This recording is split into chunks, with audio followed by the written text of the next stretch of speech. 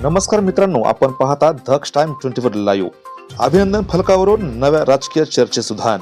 या नेत्यांचे हटविले ते फोटो हा स्थानिक निर्णय आहे का? श्रीगोंदा नगर परिषद निवडणुकीमध्ये भारतीय जनता पक्षानं यशस्वी कामगिरी करत 13 नगरसेवक निवडून आणले.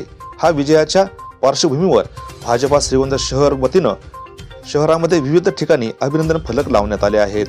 या अभिनंदन फलकामधून विजयी नगरसेवकांचे अभिनंदन करण्यात आले असले तरी या फलकाबाबत शहरात सौम्य स्वरूपाची चर्चा सुरू आहे.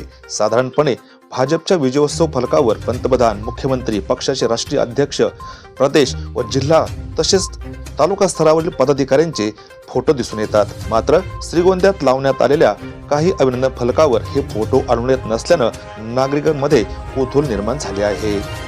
नागरिक आणि कार्यकर्त्यांमध्येही यावर संमिश्र प्रतिक्रिया पाहायला मिळत आहेत. काही जण याला स्थानिक नेतृत्वाचा आत्मविश्वास म्हणत आहेत, तर काही जण यामागे पक्षातील अंतर्गत मतभेद असल्याची चर्चा करत आहेत. या प्रकरणावर भाजपा शहर नेतृत्वाकडून अधिकृत भूमिका काय मांडली जाते आणि यामागील नेमके काय कारण आहे याकडे आता संपूर्ण शहराचे लक्ष लागून राहिले आहे. द टाइम 24 साठी श्रीरंग साळवेसह दत्ताजी जगताप, श्रीगोंदा, अहिल्यानगर.